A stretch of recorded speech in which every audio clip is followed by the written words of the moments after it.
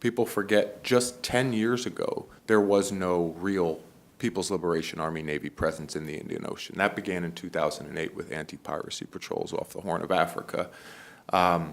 We're now looking at potentially a submarine base in Pakistan for Yuan-class submarines, of which China is selling 8 to Pakistan, but which would also provide it a facility in the Indian Ocean to service its own large fleet of Yuan-class submarines.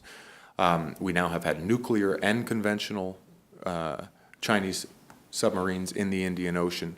In a very short time, the Indian Ocean has become much more crowded and contested, and Gwadar could well be a very important logistics point for the Chinese Navy, which already now has Djibouti as its first military logistics supply facility and may have more eventually. You know, they crossed a very important psychological threshold, I think, with the Djibouti military logistics facility.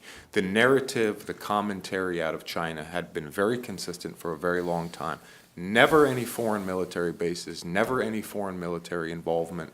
These are colonial, imperial, Cold War constructs and mindsets that we reject outright.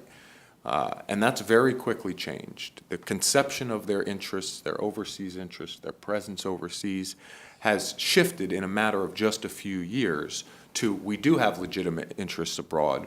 We do need to protect our sea lines of communication. We do need to be active in the Indian Ocean. We do need foreign alliances and military bases where necessary. These were very niche subjects, not too long ago that have now become more mainstream.